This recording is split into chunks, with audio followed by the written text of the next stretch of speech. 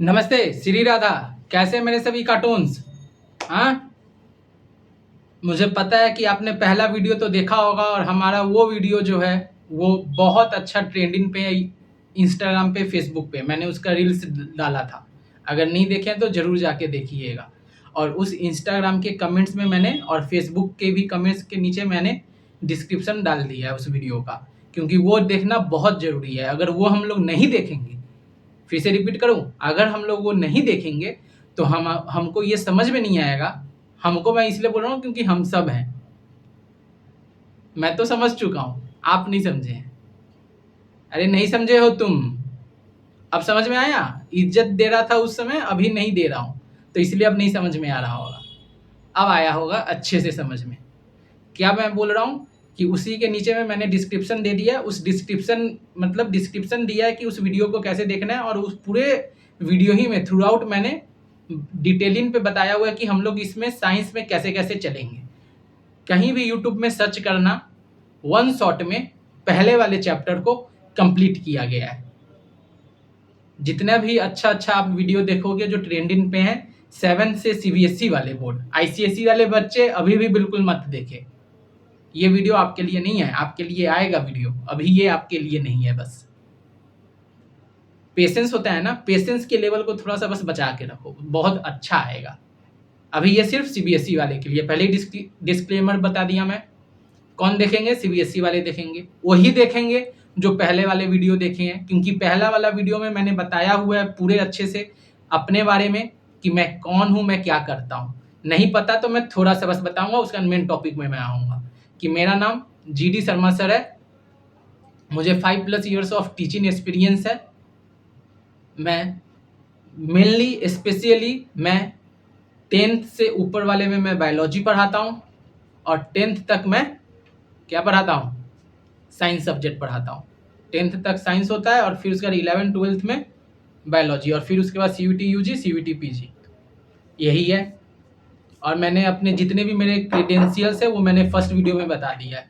फिर से बता रहा हूँ कि हाईएस्ट अभी मैं एमएससी कर रहा हूँ, मास्टर गोइंग हूँ, और अभी और आगे मुझे हेल्प करना है। आप लोग को, अपने को भी मदद करना है, आप लोग को भी मदद करना है।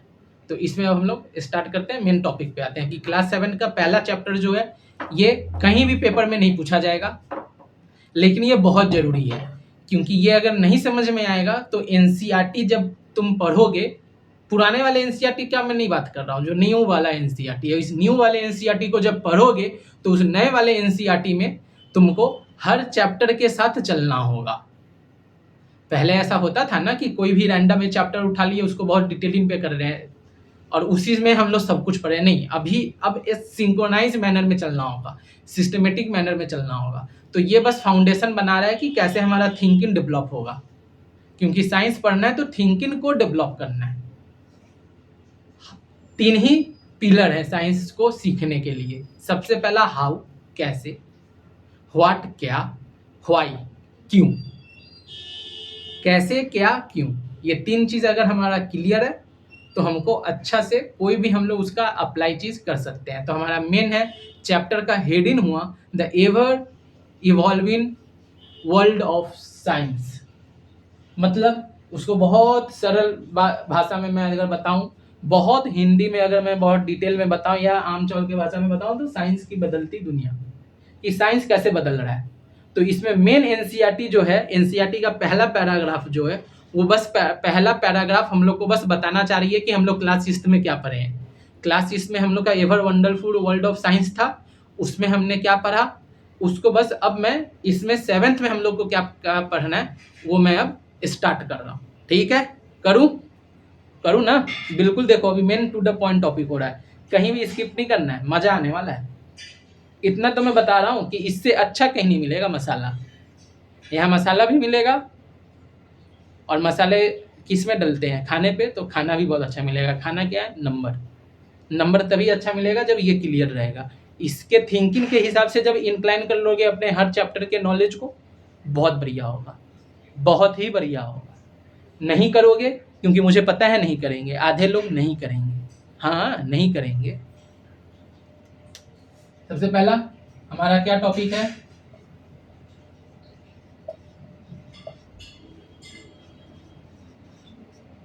Importance of world of science, importance of world of science. NCERT importance of world of science में क्या बोलती है?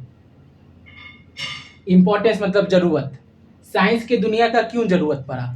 तो सबसे पहला एनसीईआरटी पॉइंट बताती है हम लोग को कि साइंस हम लोग का क्या करता है। साइंस सब्जेक्ट जो है वो हमारा क्या करेगा, साइंस का जो वर्ल्ड है वो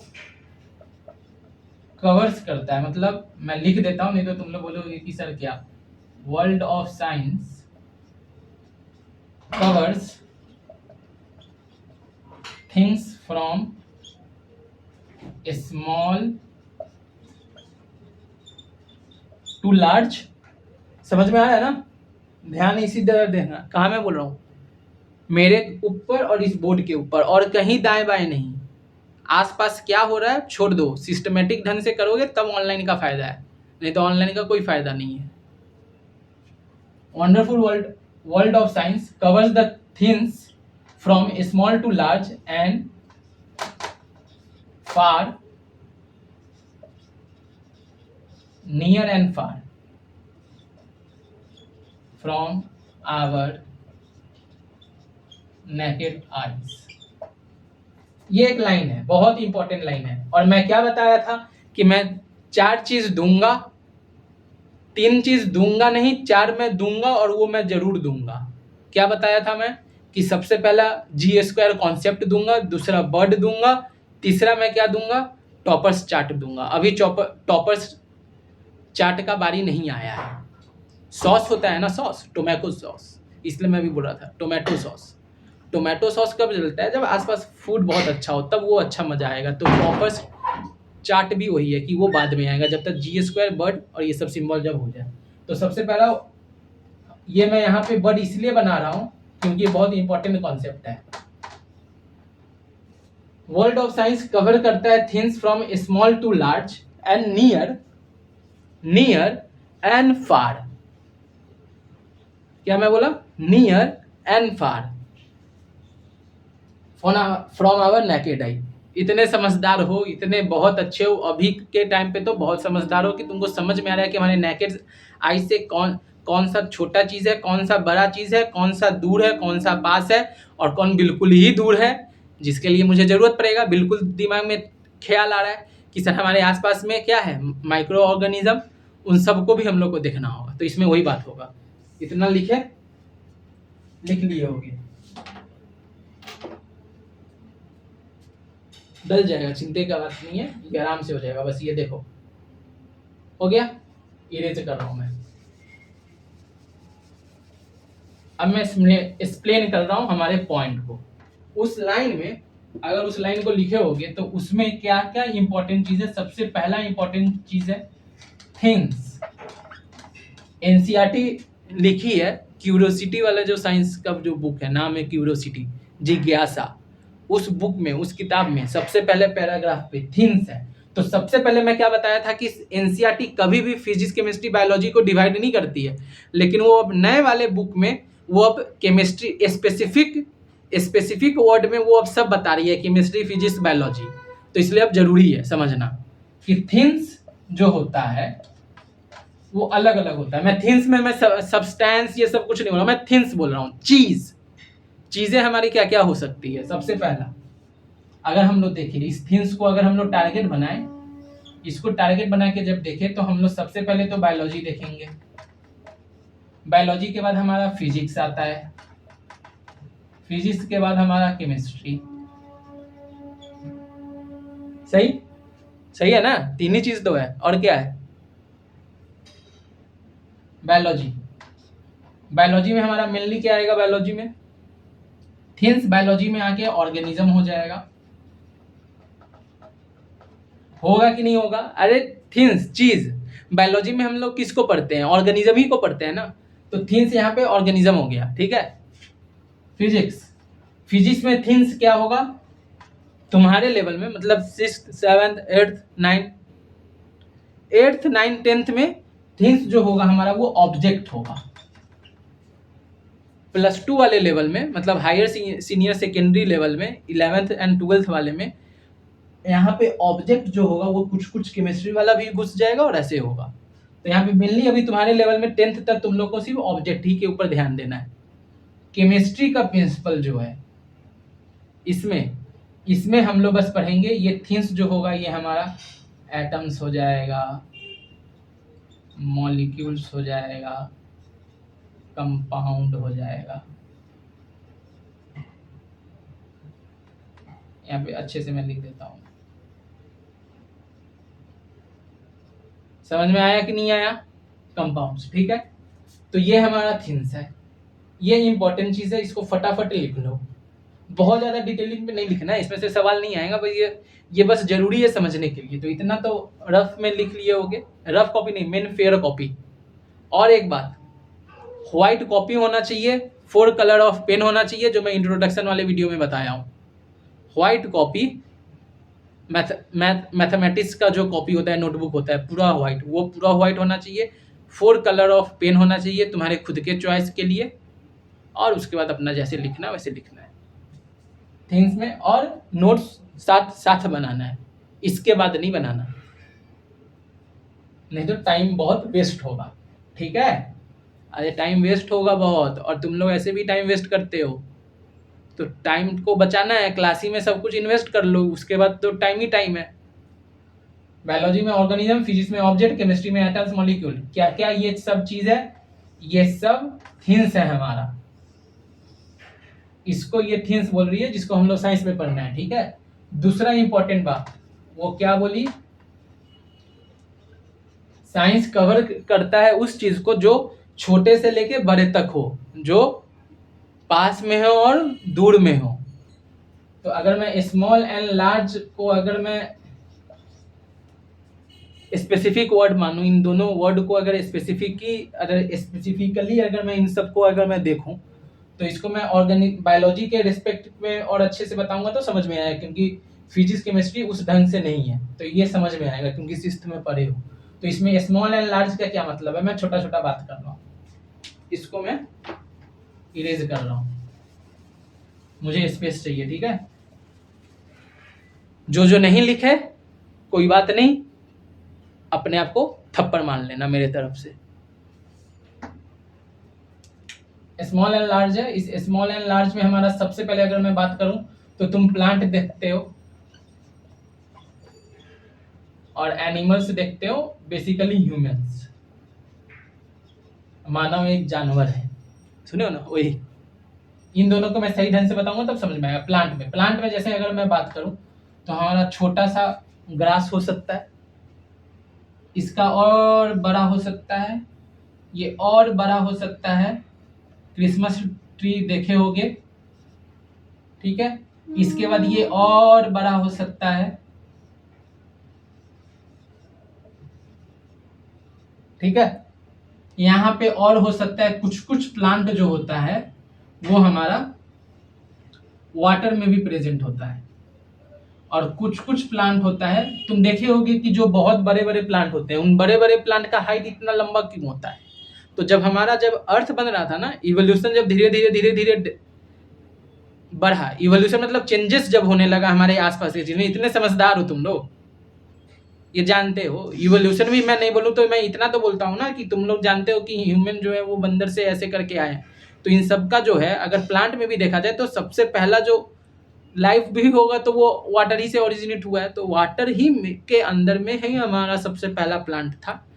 डिटेलिंग नहीं पढ़ना, ये पढ़ना है हम लोग को, किसमें पढ़ना है, 9th में पढ़ना है। तो एक प्लांट था, बहुत लंबा लंबा प्लांट होता है, लंबे लंबे प्लांट में क्या दिक्कत है कि हम लोग को पानी पहुंचाना होगा, तो कुछ सिस्टम होना चाहिए ना। जैसे ह्यूमन बॉडी में तो सिस्टम है, ब्लड है हमारा जो चारों तरफ जा सकता है, ये और डिटेल में हम लोग पढ़ेंगे। अभी मैं बता रहा हूँ कि ब्लड तो है जो पहुंचा देता है, लेकिन बड़े बड़े के लिए क्या चाहिए, बड़ा पाइप चाहिए, है ना। तो उन सब में धीरे धीरे ऐसे ऐसे डेवलपमेंट होते गया, कुछ छोटा छोटा छोटा छोटा, फिर उससे बड़ा बड़ा होते गया।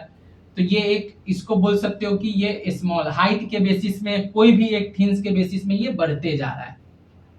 ह्यूमंस में अगर बात करें तो ह्यूमंस में तुम आगे और भी पढ़ोगे। नॉर्मल अगर मैं बात बताऊं तो तुम अगर हाइट ही के रिस्पेक्ट में देखो, छोटे से बड़े तरफ जा रहे हो। अगर बायोलॉजी में स्पेसिफिकली करूं तो इसको हम लोग पढ़ेंगे भी कि हम जो ह्यूमन है ना, हम लोग का ना ओरिजिन जो हुआ है ऑर्गेनिज्म का,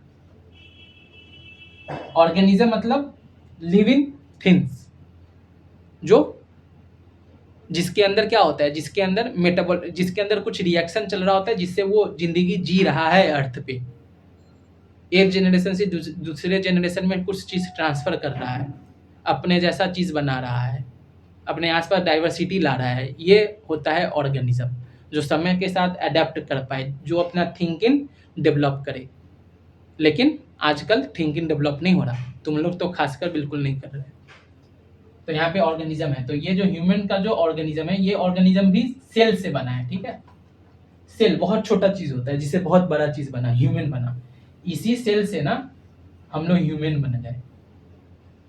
फिर अब बात अलग हो सकता है कि ये है, फिर ये है, फिर इससे बड़ा है, फिर इससे छोटा भी हो सकता है। इससे छोटा तुम जानते ही हो, इतने समझदार हो ही हो कि हम लोग पहले फीटस होते हैं। नहीं जानते हो तो मैं बता दूंगा, चिंता का बात नहीं है। फीटस है, फीटस से पहले हमारा क्या होगा, मैं अगर पूरा शुरू करूं तो फीटस होगा, तो यहाँ पे हमारा एम्ब्रायो होगा, एम्ब्रायो से जाइगोट,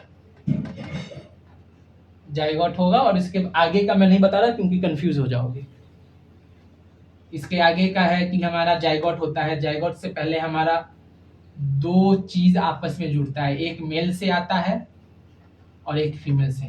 मैं बायोलॉजी में मेल को, जो हमारा मेल वर्ड है उसको मैं इस सिंबल से रिप्रेजेंट करूंगा, मेल के जो सेल है जिसके वजह से ये जाइगोट बनता है, जिसको मैं सेक्स सेल बोलता हूँ। और फीमेल जो है उसको मैं ऐसे रिप्रेजेंट करता हूँ, फीमेल के सेक्स सेल को, ठीक है। तो ये दोनों आपस में फ्यूज किए हैं, तब जाके हमारा जाइगोट बना है। तब इस जाइगोट से एम्ब्रायो, एम्ब्रायो से फीटस, और फीटस के बाद तो इंसान बना। तो बहुत छोटा से, स्मॉल से लार्ज चीज बना ना, इसी के बारे में एनसीईआरटी बात बोलती है, ठीक है। ये लाइन समझ में आया? ऐसा लाइन नहीं मिलेगा, डिट्टो एक एक लाइन को उस हिसाब से बताया जा रहा है, इस ढंग से ऐसा नहीं मिलेगा। यही सही है और यही जरूरत है जो तुमको जानना है। इतना रफ पेज में कर लो कि सबसे पहले प्लांट दोगे, प्लांट में ऐसे बनाओगे कि स्मॉल से बहुत छोटा से लेके बहुत बड़ा तक जा रहा है। ह्यूमन में भी वही हो रहा है, सेल ही तो आया, एक सेल एक मेल से आया और एक फीमेल से, मेल और फीमेल। मेल से एक सेल आया जिसको सेक्स सेल मैं बोला, फीमेल से एक सेल आया जिसको मैं दूसरा फीमेल सेक्स सेल बोला। वो दोनों आपस में, मैं नाम नहीं बताऊंगा नहीं तो कंफ्यूज हो जाओगे। ये दोनों आपस में फ्यूज किया, जाइगोट बनाया, जाइगोट भी हमारा सेल है। एम्ब्रायो बना, यहाँ पे भी सेल है, यहाँ पे भी फिर कुछ कुछ ऑर्गन सब बनने लगेगा। ये हमारा फीटस है। फीटस के बाद हमारा बेबी होगा, तब हमारा ये ऐसे ये छुटकू होगा, फिर ऐसे ये हाइट इसका बढ़ते जाएगा, फिर इसका होगा, फिर इसका होगा। समझ में आ रहा? ये ऐसे ऐसे बढ़ते जा रहा। तो ऐसे ये हो रहा है स्मॉल से and large. Far and near समझ में आएगा, मैं अभी बताऊंगा। नियर एंड फार अभी बताऊंगा। नियर एंड फार सही है कि बुक तुम्हारे पास में है लेकिन मार्क्स तुमसे दूर है। नियर बुक हो गया, मार्क्स फार हो गया दूर। तुमसे भी दूर नंबर है, तुम्हारे पास में तो बुक है ना। तो वही। अब इसके बाद हमारा कौन सा पॉइंट हुआ? फार एंड नियर वाला। जो इससे भी छोटा अगर बात करें तो उसमें भी फार एंड नियर, जो जिसको हम लोग नेकेड आई से देख सकते हैं। एनसीईआरटी ना कुछ कुछ सेंटेंस लिखे तो उसके बाद कुछ वर्ड को वो स्किप कर दिए। जब पैराग्राफ सही ढंग से पढ़ोगे ना, ध्यान लगा के, तब उसमें एक एक कुछ कुछ वर्ड वो मिस कर दिए, जबकि उसका आगे वो वर्ड लगेगा लेकिन उसमें कुछ कुछ एरर है। उसको ग्रामेटिकल एरर बोल दो या पूरा सही सेंटेंस कंप्लीट नहीं है, ये नए वाले एडिशन में भी। इसके बाद हमारा क्या है? साइंस की बदलती दुनिया में हमारा सबसे पहला कि छोटा चीज क्या हो सकता है? एमीबा जानते ही हो, नहीं जानते हो कोई बात नहीं, हम लोग पढ़ेंगे। एमीबा भी एक ही चीज से बना हुआ है वो, और यहीं पे इसका डाइजेशन, मूवमेंट सब कुछ हो जाता है। हाँ बिल्कुल, हम लोग के लिए इतना अलग-अलग प्रोसेस है ना कि हम लोग को साँस लेंगे, खाना डाइजेस्ट होगा, मूवमेंट करना है, कुछ उठाएँगे, कुछ करना है। इसका एक ही में सब कुछ काम हो जाता है। Multi talented, multitasking. इसके बाद और भी अलग-अलग होता है, बैक्टीरिया होता है कुछ, ठीक है? ये ऐसे हमारा बैक्टीरिया ऐसे निकला हुआ रहता है, ये बैक्टीरिया हो गया। ये सब क्या है? ये सब माइक्रो ऑर्गेनिज्म है। माइक्रो मतलब छोटा, ऑर्गेनिज्म मतलब जानते ही हो लिविंग। इसमें हमारा कुछ वायरस भी आ जाएगा, मैं वायरस को भी क्यों छोड़ूं? वायरस को तो हम लोग जानते हैं, मैं एक ही टाइप का वायरस बता रहा हूं जिससे समझने में आसानी हो।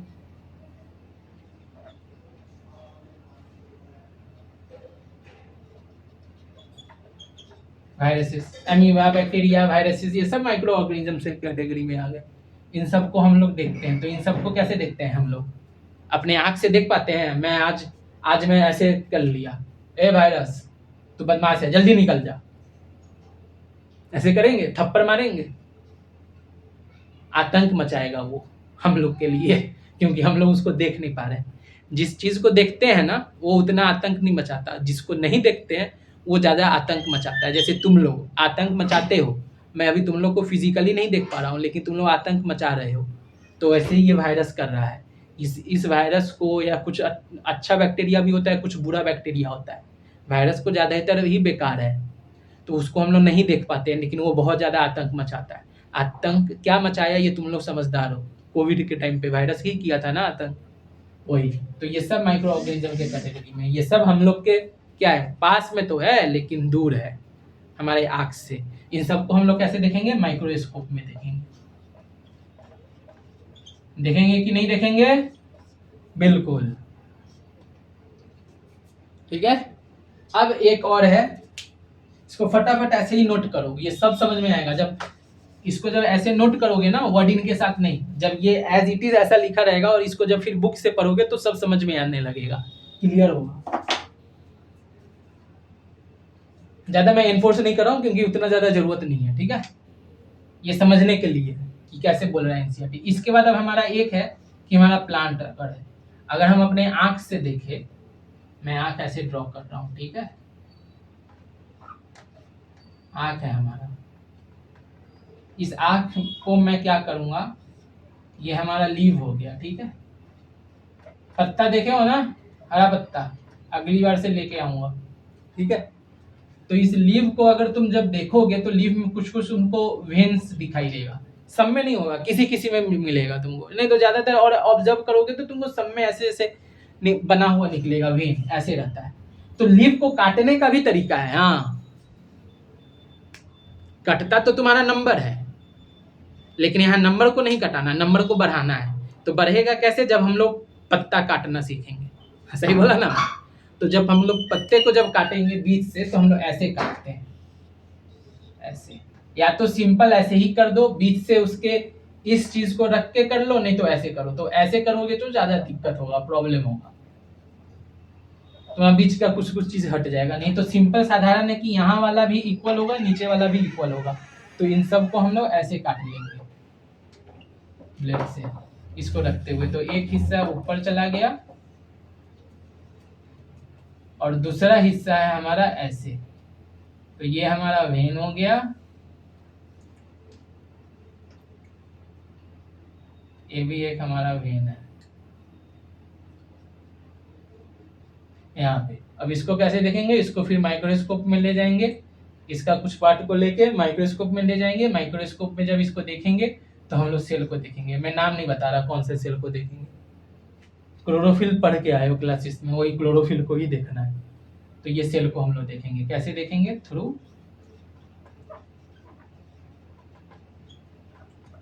माइक्रोस्कोप। बता दूं क्या कैसा दिखता है सेल? बताऊं कि नहीं?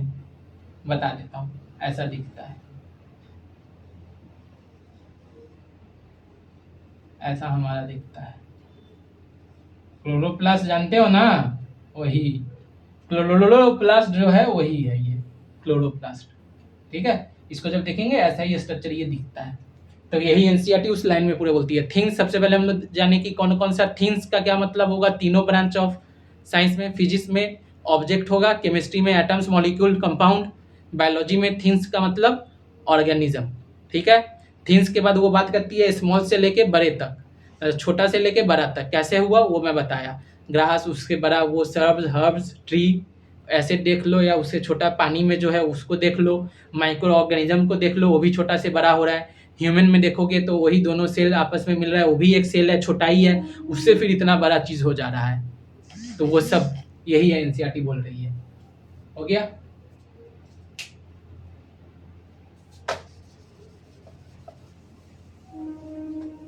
अब इसके बाद है हमारा तीसरा एग्जाम्पल कि कैसे ever ever evolving world of science हम लोग का क्या मदद करता है। सबसे साधारण जो लाइन एनसीईआरटी लिखती है वो होता है कि टू आइडेंटिफाई द मटेरियल्स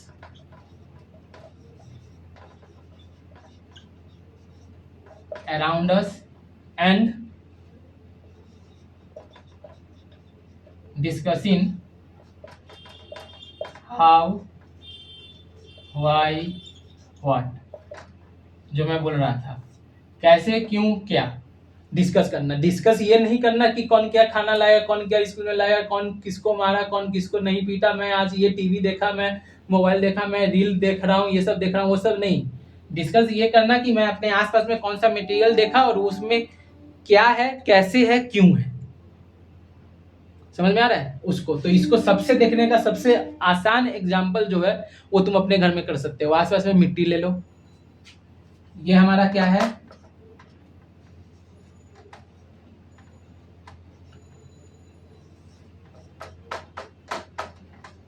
ये है हमारा मोंटी, ठीक है। मोंटी क्या किया, रास्ते पे चल रहा था, कहीं पे भी गया उसको मिट्टी दिखा, ठीक है। और इतने समझदार हो कि मिट्टी में सिर्फ अकेला मिट्टी नहीं है, बहुत कुछ है, कोई खराब चीज होगा।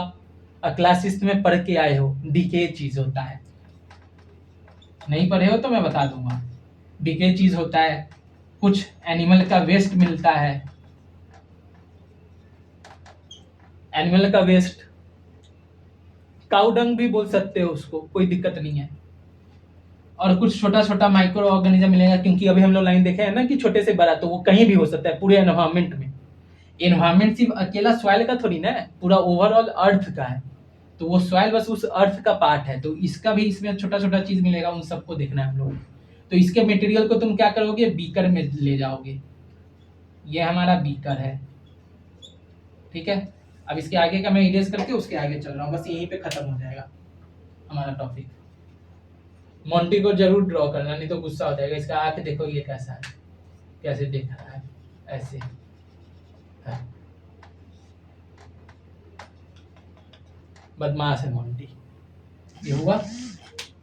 और फिर इसके बाद है ना बदमाश, फिर इसके बाद मोंटी उठाया मिट्टी, मिट्टी उठा के वो बीकर में डाला, क्योंकि मोंटी को सीखना था साइंस, उसको नंबर चाहिए, क्योंकि बुक है इसके पास, नंबर इससे दूर है जो तुम्हारे साथ हो रहा है। तो इसको बुक इसके पास है तो नंबर भी इसको लाना है। तो इसलिए ये मोंटी एक्सपेरिमेंट किया, ये बीकर में रखा, कुछ नहीं किया, सिंपल बस पानी का लेवल इतना तक किया। पानी को मैं ब्लू कलर से बना दे रहा हूँ, ठीक है। आज है ब्लू पानी पानी पानी वही, ठीक है। और दिन है सनी सनी, तो उसी में मोंटी गया। तो यहाँ पे मोंटी के लिए अच्छा मौसम था, इसलिए मोंटी गया, मोंटी सीखा। मोंटी क्या किया, बस उस मिट्टी में से उसको पत्थर भी मिला, वो पत्थर को डाल दिया। जैसे ही पानी में डाला, जो स्टोन है वो सेटल एट बॉटम, बॉटम में आके सेटल हो गया। पहला ऑब्जर्वेशन उसका ये हुआ। दूसरा, वो और क्या तरीका कर सकता है, दूसरा कि वो फिर से बीकर बनाए, फिर से पानी रखे, इसमें इस बार ये सिर्फ उतना डाले जितना में पानी में वो मिट्टी जो है वो घुल जाए। तो मिट्टी हमारा घुल गया है, मान लो। पीना नहीं है, ये सॉइल सेक नहीं है, इसको पीना नहीं है, इसको बस देखना है। ये दूसरा हुआ, वो देखा कि अरे मैं मिट्टी को जितना ऐसे डाल रहा हूँ, उससे ऐसे बना के ये उतना वो घूमे जा रहा है। तीसरा ऑब्जर्वेशन इसका क्या हो सकता है, बताओ बताओ। पत्थर तो डाल दिया, मिट्टी भी डाल दिया। अब ये क्या करे, पत्थर और मिट्टी दोनों डाले, ये भी हो सकता है प्रोबेबिलिटी। नहीं तो ये और एक क्या कर सकता है कि ये सिर्फ ज्यादा ही मिट्टी दे दे, मतलब कि बीकर तो है, जितना पानी है ना उसी के लेवल में ये मिट्टी दे रहा है। तो मैं मिट्टी को पहले वाले डायग्राम में रेड कलर से बनाया था, इसलिए यहाँ पे भी बना देता हूँ, मैं यहाँ पे भी कर देता हूँ, नहीं तो कंफ्यूज ना हो कि सॉइल जो है हमारा वो रेड कलर का है, ये सॉइल है, और ब्लू कलर वाला जो है वो है हमारा वाटर, ठीक है। और यहाँ पे जो हमारा मिट्टी है वो ऐसे है, समय भूल गया है, ये पूरे व्हाइट जगह पे हमारा मिट्टी है, मतलब जगह ही नहीं है। तुम मिट्टी को देख पा रहे हो, तुम ऐसे कर रहे हो तो वो डूब रहा है तुम्हारा फिंगर, गीला हो गया मिट्टी। ये चौथा ऑब्जर्वेशन है। पांचवा ऑब्जर्वेशन क्या हो सकता है, ये बीकर ले, रुको बीकर में ब्लू कलर से बना रहा हूं, बीकर ले, पानी ले, सॉइल ले ले, और स्टोन ले ले। मैं ग्रीन कलर से ड्रॉ कर दे रहा हूं, ठीक है।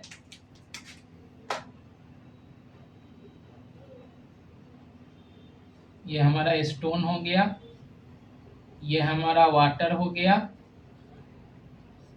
और ये हमारा सॉइल हो गया।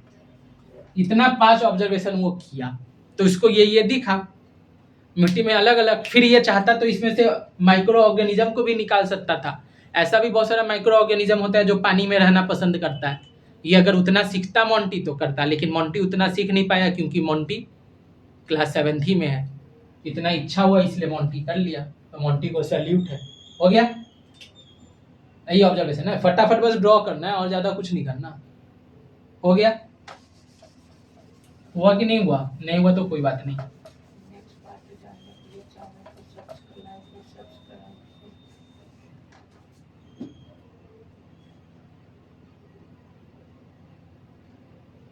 इतना हुआ। अब फिर इसके बाद क्या होगा, 2 दोस्त है,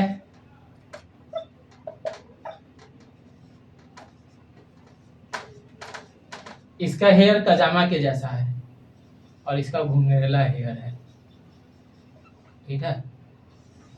ये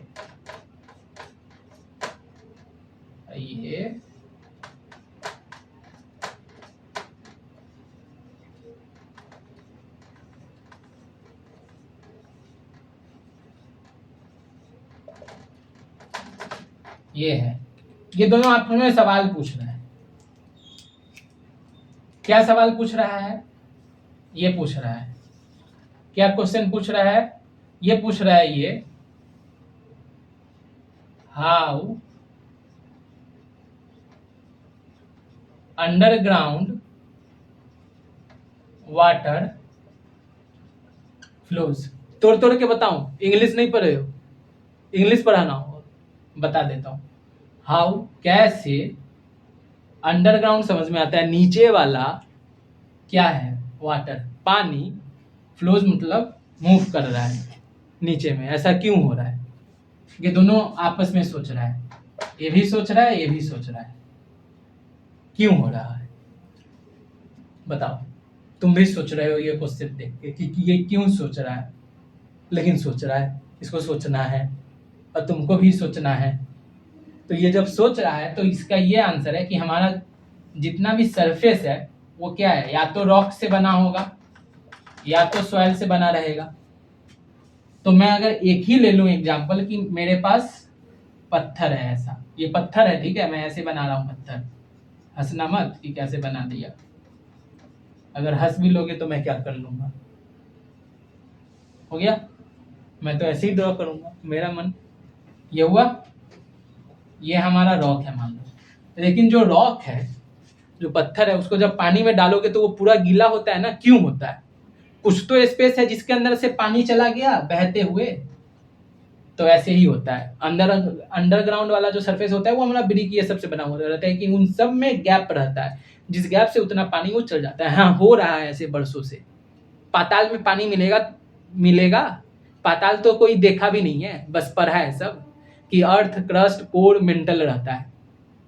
सबसे कोर में जाओगे, कोई भी जाएगा तो वो जल जाएगा, पानी मिलेगा ही नहीं। पानी कहाँ मिलेगा? ऊपरी सरफेस में मिलेगा। ऊपरी सरफेस में जैसे ही अर्थ के, ये हमारा अगर अर्थ है, अगर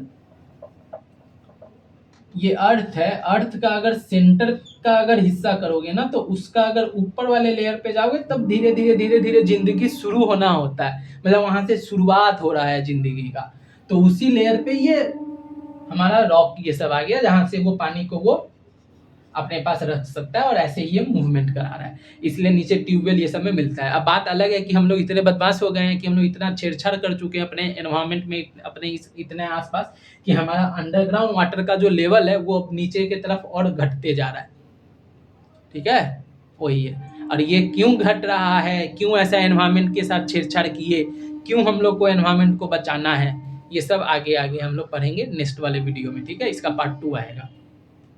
पार्ट 2 जरूर देखना, क्योंकि ये जरूरी है, फाउंडेशन है। ठीक है, तब तक के लिए क्या करना है, जीडी शर्मा सर का पोस्ट जितना भी है उसको सही से फॉलो करना है। कौन से किस पे, कौन से और किस पे, मैं क्यों बोल रहा हूँ ये कौन से और किस पे, मतलब हम लोग का जो खुद का जो एक फैमिली का मेंबर का गो गणेशियन का जो चैनल है उसको जरूर देखना है। गोपाल गणेशियन, क्या, हाँ, गोपाल गणेश चैनल पे। ठीक है, और मैं इन सब का रील भी दूंगा, उस रील को भी जरूर देखना है, जिससे और कम टाइम में हो जाएगा। इंस्टाग्राम को पढ़ाई के साथ भी जरूर इस्तेमाल करो। ठीक है, हो गया, बाय बाय, श्री राधा।